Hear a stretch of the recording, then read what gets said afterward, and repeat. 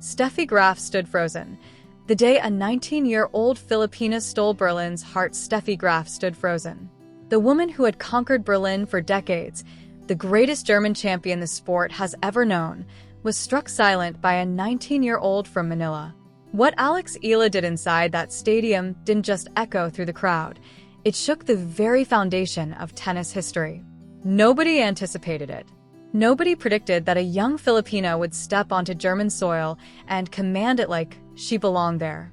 And nobody could have foreseen that two simple words spoken in flawless, heartfelt German would detonate a roar so thunderous that Steffi Graf could only press her palm to her chest, blinking back emotions she hadn't felt in years. Raw. Unscripted. Overwhelming. This wasn't just a tennis match.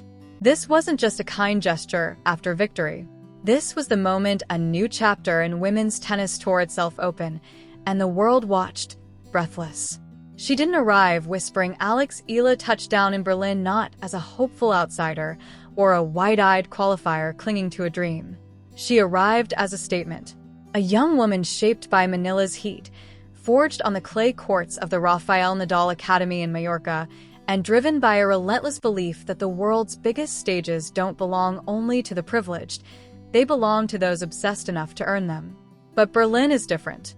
This is the city where Steffi Graf built her legend with ruthless precision. This is where German tennis built its cathedral.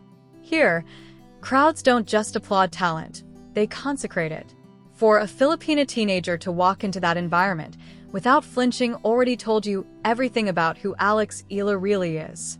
In the weeks leading up to the tournament, sources close to her camp revealed something remarkable.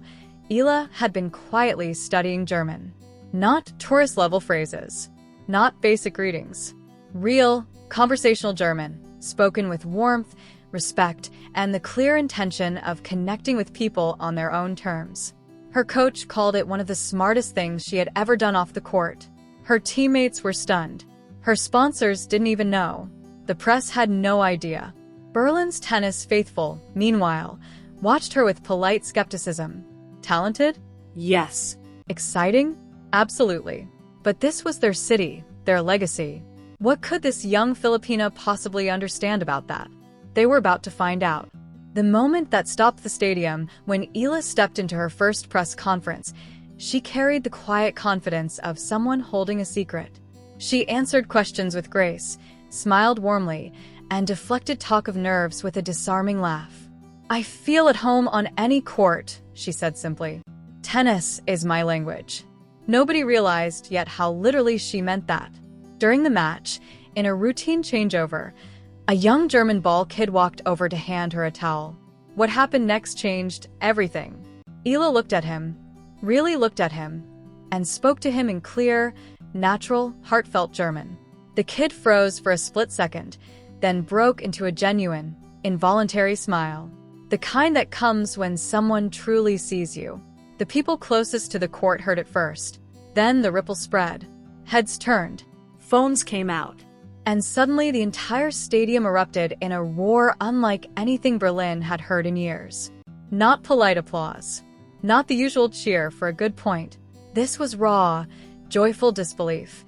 The sound of a crowd realizing they had just witnessed something special. Steffi Graf, sitting courtside, pressed her hand to her chest. For a woman who had seen and achieved everything, the emotion was visible. She was moved in a way few moments could move her anymore. A new chapter begins. Eala didn't just win fans that day. She showed the world her heart. In a sport that can feel mechanical and distant, she chose humanity. She chose respect. She chose to speak to someone the sport usually renders invisible, and she did it in their own language. That single moment, those two words in German, said more about who she is than any ranking or highlight reel ever could. Berlin didn't just see a rising tennis star that afternoon. It saw the arrival of something bigger. A new generation. A new energy. A young woman from Manila who refuses to wait for permission to belong. And the tennis world will never be quite the same again. The woman who had ruled Berlin for decades, the greatest German champion tennis has ever known, was struck silent by a 19-year-old from Manila. What Eala unleashed inside that stadium didn't just echo through the crowd. It shook the foundations of tennis history. Nobody saw it coming. Nobody predicted that a young Filipino would step onto German soil and command it like she belonged there. And nobody could have imagined that two simple, heartfelt words spoken in flawless German would detonate a roar so powerful that Steffi Graf could only press her palm to her chest, blinking back raw, unscripted emotion. This wasn't just a tennis match. This wasn't just a nice gesture after victory. This was the moment a new chapter in women's tennis tore itself open, and the world watched, breathless. She didn't arrive whispering the draw had placed her on a collision course with the tournament's sentimental favorite, a German wildcard who had captured Berlin's heart with her aggressive baseline game and unmistakable hometown energy. The crowd would be fiercely partisan. The atmosphere would be electric. The pressure would be immense. When Eala learned her first-round opponent, she simply smiled, nodded once, and returned to her notebook. There are players who shrink under the weight of the occasion. Then there are players who absorb it like oxygen. Berlin was about to discover, in the most electric way imaginable, exactly which category Eala belongs to. The arena that afternoon was cathedral quiet before the coin toss, then volcanic the moment the first ball was struck. Berlin brought everything: flags, chants, synchronized rhythmic clapping that turned the stands into something between a football stadium and an opera house. The home favorite fed off every point, every winner, every deuce, riding wave after wave of sonic support that would have broken most visitors within 20 minutes. Eala walked into that storm like she had rehearsed it 1,000 times. What unfolded over the next 2 hours and 17 minutes was one of the most riveting matches women's tennis had seen on German clay in years. Her footwork rearranged itself between points with a fluidity that drew gasps from a crowd that hadn't come expecting to be impressed.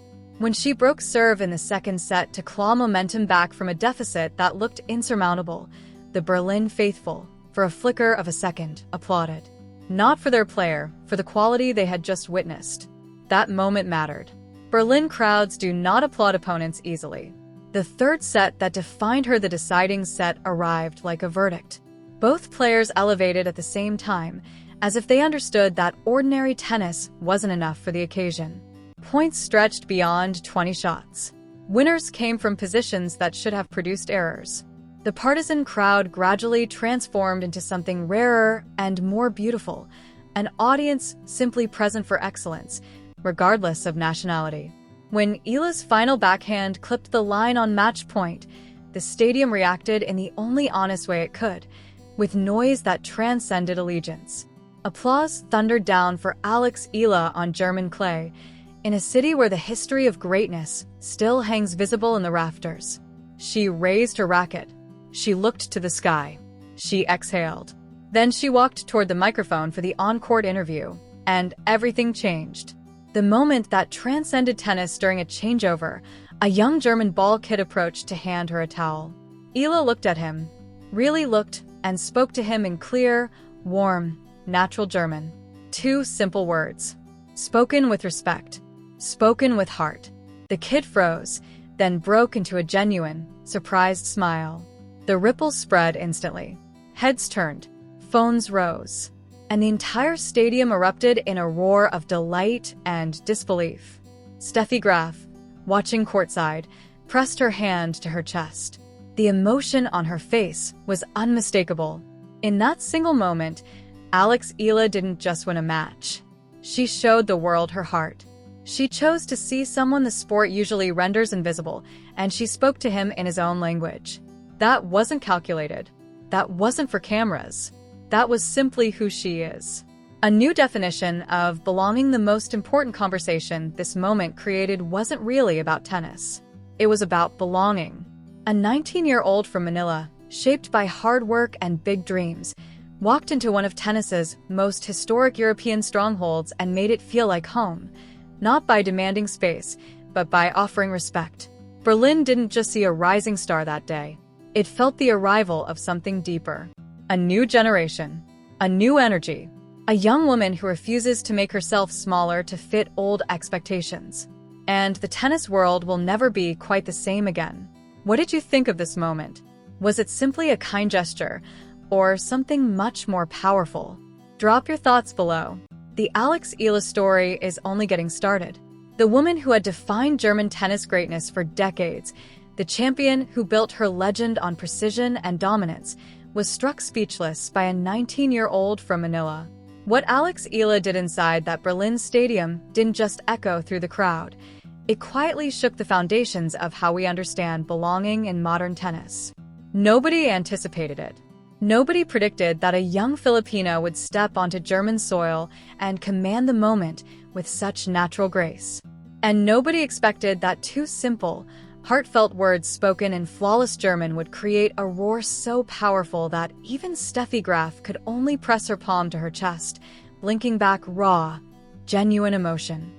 This wasn't just a nice gesture after victory. This was the moment a new chapter in women's tennis tore itself open, and the world watched, breathless. Built, not granted, modern professional tennis loves to celebrate its internationalism. Players from 60-plus nations competing across continents, ranked by a system that claims to be blind to passport color. Yet the culture of its biggest tournaments still carries a distinctly European center of gravity. Clay courts, grass courts, historic arenas, they carry centuries of tradition that players from Asia, Africa, and Latin America must navigate with varying degrees of comfort and resistance. Eala grew up inside that tension. She trained at an academy in Spain. She competed on European clay during her most formative adolescent years.